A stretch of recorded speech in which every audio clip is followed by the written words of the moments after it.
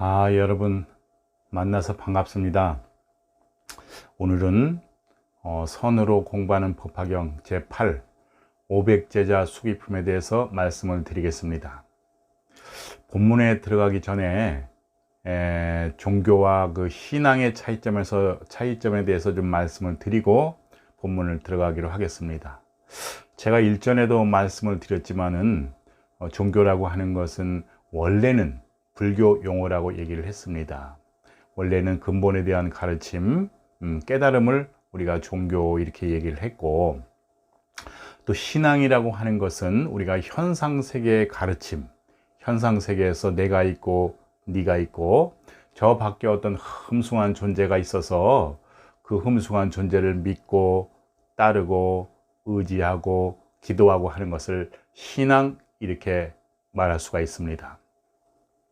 그런데 종교라고 하는 것이 과거에는 그렇게 근본에 대한 가르침, 깨달음, 본질에 대한 공부를 종교라고 얘기를 했는데, 현대에 와서는 종교가 어떻게 되었는가 하면은 근본에 대한 가르침, 깨달음과 현상에 대한 가르침, 그 신앙적인 그런 부분을 합쳐서 모두 종교 이렇게 얘기를 합니다.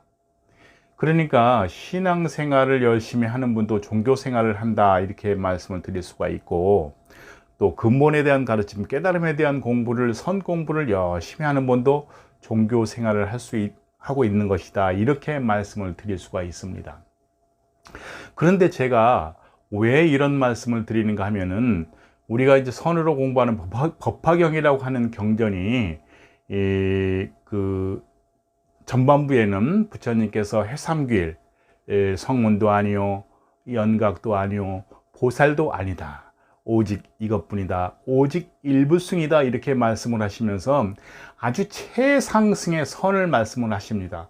어느 것보다도 강력한, 어느 것보다도 섬세한 그 선에 대한 말씀을 1차적으로 하시고, 이 법화경이라는 경전 후반부에 가보면은 또 이렇게 현상세계에 대한 신앙이라든지 뭐 수명의 영원함이라든지 이런 걸 말씀을 하면서 현상세계에 대한 어떤 교화의 말씀을 하시는 겁니다.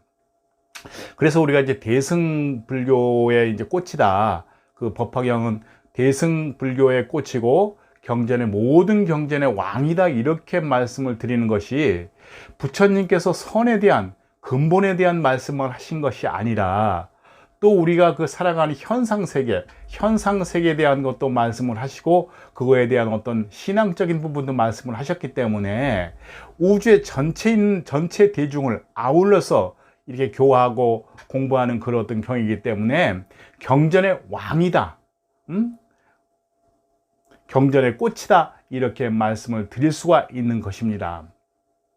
그래서 우리가 법화경을 다른 이름으로는 수기경 이렇게도 닉네임을 붙입니다. 수기경이라고 하면은 왜 그렇게 그 얘기를 하는가 하면은 우리 모든 대중들에게는 그 근본에 부처님의 불성이 우리 대중들에게는 전부 가지고 있고 불종자를 가지고 있기 때문에 어느 누구나가 다 부처가 될 수 있는 자질을 가지고 있다.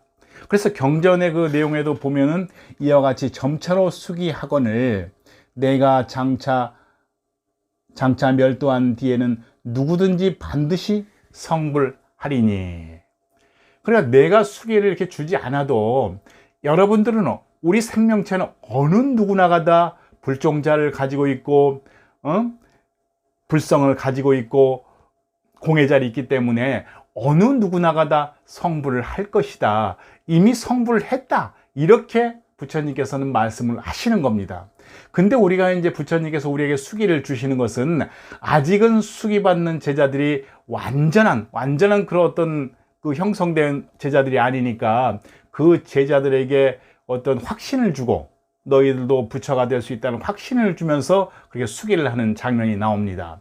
그래서 이 500제자 수기품도 이 내용을 보면은 500제자를 수기를 주시고 그 다음에 또 700제자를 이렇게 수기를 주십니다. 그렇게 너희들도 앞으로 오랜 세월 뒤에 부처님께 공양하고 또 범행을 잘 닦고 오니까 근본에 대한 가르침, 근본에 대한 것에 계속 맞춰 나가고 현상에 대한 공부도 계속 이렇게 범행을 잘 닦아서 맞춰 나갈 때 너희들은 오랜 세월 후에는 근본과 본질과 현상에 대한 그 모든 것을 아우리는 부처가 될 것이다. 이렇게 말씀을 하는 겁니다. 그러니까 이 그 제자들도 부처님께서 너희들은 부처가 될 것이다. 이렇게 확신을, 조금 미흡했는데 확신을 이렇게 주니까 이 제자들이 아란과를 겪은 제자들이 너무나 뛸 듯이 기뻐하고 부처님 감사합니다. 감사합니다. 그러면서 자기들의 어떤 심정을 또 비유를 들어서 부처님께 이렇게 전달하는 그런 어떤 과정입니다. 그래서 어떤 비유를 들었는가 하면은 제자들이 아주 옛날에 어떤 큰 부자의 친구가 있었습니다. 그 가난한 친구가 그 부자 친구 집에 놀러 갔는데 약주를 한잔하고 이렇게 잠이 들었습니다. 그런데 그 부자 친구가 정말 소중한 보물, 이 세상에 무엇과도 바꿀 수 없는 보물을 그 가난한 친구 안주머니에 이렇게 매달아 주었습니다. 이것으로 너는 평생 편안하고 행복하고 부자로 살거라 하고 이렇게 달아 주었는데 그 부자 친구는 그 내 품 안에, 내 안에 그 보물이 있는지를 모르고 계속 가난하고 빈궁하고 이런 생활을 하면서 떠돌는 것이었습니다.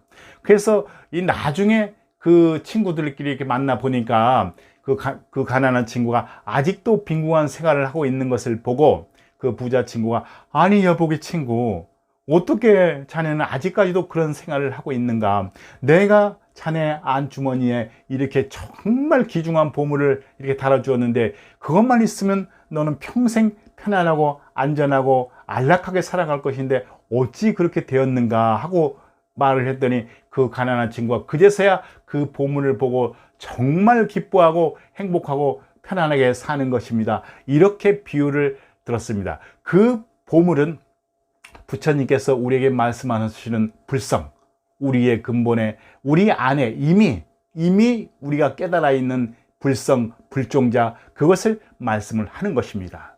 그래서 우리도 부처님 법화경을 공부하고 부처님 말씀을 믿고 따르는 그런 입장에서 오직 이것뿐인 줄 믿고, 그러니까 저 밖에 무엇이 있다고, 현상 세계에서는 무엇이 있다고 말씀을 하지만 우리가 내 근본 번뇌를 벗어나고 우리가 괴로움에서 벗어나려고 하면은 오직 이것뿐인 것을 믿고, 내가 지금 보고 여기서 듣고 여기서 말하고 여기서 이것뿐만이 이것인 줄 알고, 그리고 믿고 체험하고 깨닫길 바랍니다. 그래서 법화경을 공부를 하면서 법화경을 쭉 읽어가면서도 법화경의 내용에도 따라가지만은 거기에 완전히 따라가서 매몰돼 버리면은 우리는 제대로 공부한다고 볼 수가 없습니다. 법화경을 500제자 수기품도 하나하나 읽어가지만 여기서 읽고 여기서 보고 여기서 느끼고 여기서 행하고 하는 것을 여러분은 믿고 체험하고 깨달아야 하는 겁니다. 그래야지 여러분의 번뇌가 소멸되고 여러분이 편안하고 안락하게 살 수가 있는 것입니다. 그래서 그 근본에 대한 것을 하나하나 맞춰가고 또 범행, 또 우리가 현상세계 일들도 또 선한 행을 하면서 이렇게 하나하나 닦아나가라고 법화경에서는 그렇게 부처님께서 말씀을 하시는 겁니다. 그러니까 여러분들께서도 오직 이것뿐인, 여기서 보고 내가 봐야지, 내가 느껴야지, 내가 들어야지, 오직 이것뿐인, 이것을 떠나서는 그 어떤 것도 할 수도 없고, 금강경에서도 과거심도 불가득이요 미래심도 불가득이라고 하지 않았습니까? 과거의 일도 여기서 벌어지는 거요, 미래 생각도 여기서 벌어지는 것이기 때문에 오직 이것인 줄 알고 믿고 깨닫길 바랍니다. 그래서 여러분들께서도 법화경에서 부처님께서 말씀하시는 근본에 대한 가르침도 충실하게 맞춰 나가고, 또 현상에 대한 공부도 끊임없이 하셔서 또 행복하고 편안하고 안락하게 사시길 진심으로